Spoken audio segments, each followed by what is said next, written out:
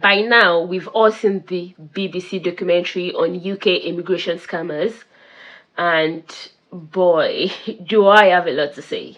So, the documentary is called Exposing UK Immigration Scammers. And if you see that title, you'll think, oh, this is a fair investigation into all immigration fraud.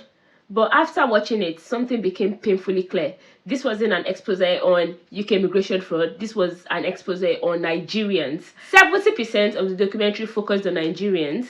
And this for me raised some serious questions. Was this documentary truly about exposing immigration fraud, or was it crafted to reinforce a specific narrative?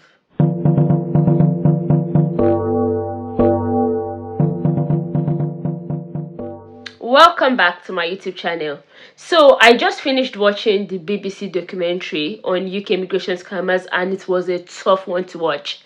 I literally threw on this hoodie so that I could give you guys my real and raw reaction. Like, I do not want to forget anything that I have to say.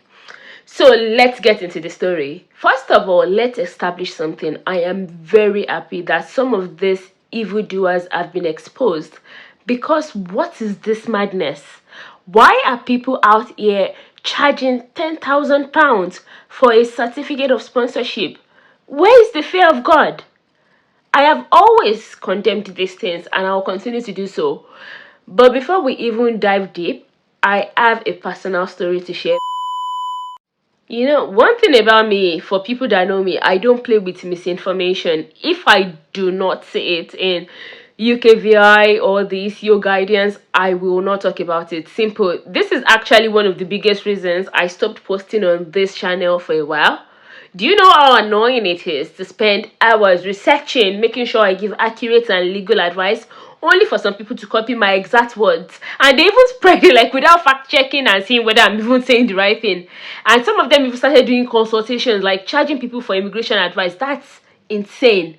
You know, like, I hate the idea of charging people for basic immigration advice that is publicly available. If you're going to have a YouTube channel talking about immigration, then you should be part of like people's research. Like, oh, I watched this person's video, they gave me a guide on how to do things, or like making life easier for people in a way. But to actually charge for it makes zero sense to me. Immigration is already expensive enough. Why are people exploiting others for information they could find for free? Anyway, let's talk about the documentary. This documentary was good. You know, I appreciate what they've tried to do, but I also have some serious reservations. The title of the documentary is like exposing UK immigration scammers. So tell me, why does 70% of the documentary focus on Nigerians? Yes, they did mention a Ghanaian scammer towards the end, but let's be honest, even with that, the documentary makes it look like West Africans are the biggest problem when it comes to immigration scams. You know, when I saw that title, I thought I was going to see something different. You know, I would have loved to see a more balanced investigation, one that looks at the wider network of people involved in these scams. Because let's be real, this cannot just be a Nigerian problem. I have come across some Facebook immigration groups, and let me tell you, it is wild out there. Like, different races are involved in this kind of exploitation. Some of the things I have seen being advertised, wild.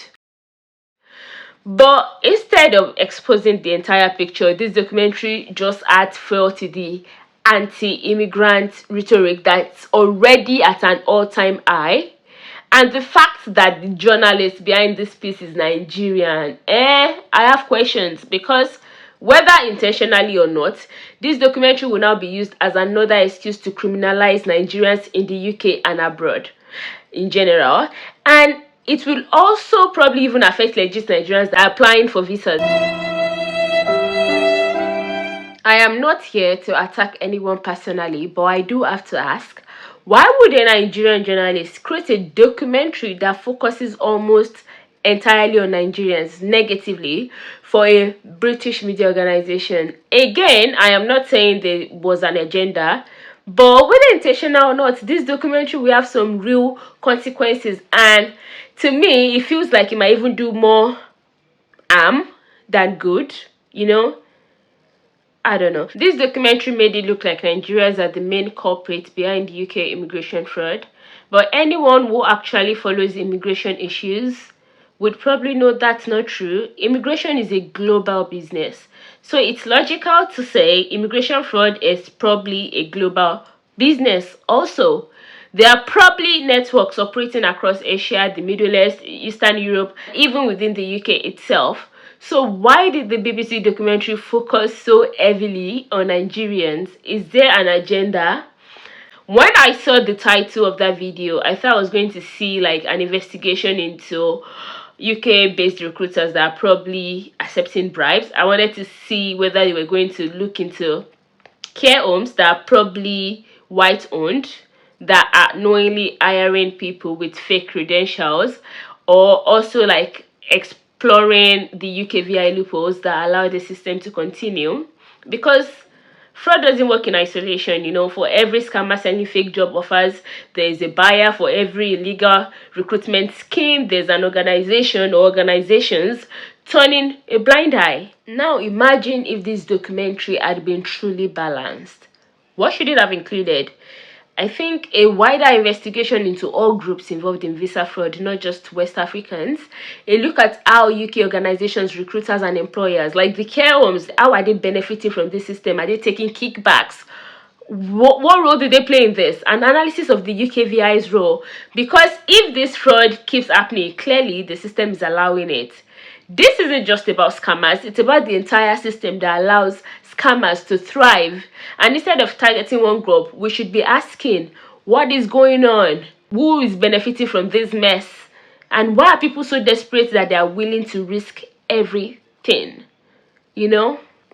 And guys, I don't want to sound like a conspiracy theorist, but why does it feel like anytime they need to push like any anti-immigration narrative or something that doesn't look good about migrants, they always try to find somebody that is like our skin color or African or black, you know, like the likes of Kemi Badenoch, you know. I don't want to sound like a conspiracy theorist, but I mean, it's something to think about. Let's talk about adolescents on Netflix for a second. Guys, I promise I am going somewhere with this. I'm not just like changing the topic. But when the series came out, people were asking something. Why did the filmmakers cast a white actor in the lead role? Was it a creative choice or was there a deeper reason? And the answer, they wanted the film's message to be universal. If they had cast a black or Asian actor, people might have viewed the story as a racial issue rather than a human one. By using a white lead, they removed racial distractions, forcing audiences to focus on the real message. Now, look at the BBC documentary. It has done the opposite. Instead of making it about systemic fraud and the global networks involved, they framed it as a West African issue. Adolescents removed race from the conversation to keep the message universal. They've done the opposite. They've made race and region the focal point, and that is a problem. Because I promise you, people that are watching this are not thinking, they are not feeling empathetic towards the victims. They are thinking, oh God, Nigerians scamming each other again. What else is new? Oh, these West Africans. That is what they are thinking about. So what happens next? You know, investigative pieces should be like a catalyst for change. When you do an investigative piece, it's to try to remedy an ill in society. So what exactly will this documentary change? I know, I mean, to be fair, towards the end, the journalist was calling on UKVI, like, what will happen to the stranded victims, like, a call to action for UKVI to help the stranded victims. But honestly, when I watched that part, I kind of laughed. I mean, UKVI owes nobody anything. That is just reality. Guys, I'm not trying to be judgmental. I feel for the people that have been scammed. I feel for them, I really do. But at the end, no matter how much we sympathize, buying and selling TOS is illegal. Both the scammer and the person paying are complicit. There are consequences for breaking immigration laws, and UKVI is not going to be rewarding that. Like, we shouldn't be delusional because of our feelings. We need to face reality. Some people willingly paid thousands to cut corners. Yes, some people were desperate, but not everyone was tricked. Someone in the documentary said they spent 35,000 on something they knew was illegal. I mean, the UK investment visa cost like 50,000. So for just 15k more, they could have had a legal route into the UK. I know not everyone has 50,000. I get that. And guys, before anybody comes for me, I recognize my privilege. I do. I do. But what I'm saying is that taking the easy way out or shortcut is never the way also, because the easy way out often costs more in the long run, and that's what's happening. Yeah, I am not victim blaming, because I'm not blaming the people that are already in this situation. I'm just trying, my intent is to protect and empower those people that are still coming. And yeah, if you're still coming and you're watching this, please don't try and protect yourself. Try and protect yourself. Before making any immigration decision, do your research and follow the law, because once you cross that line, there is no going back. And 100%, it is still the fault of the scammers that have taken advantage of these people. It's nobody's fault but the scammers for what has happened to these people.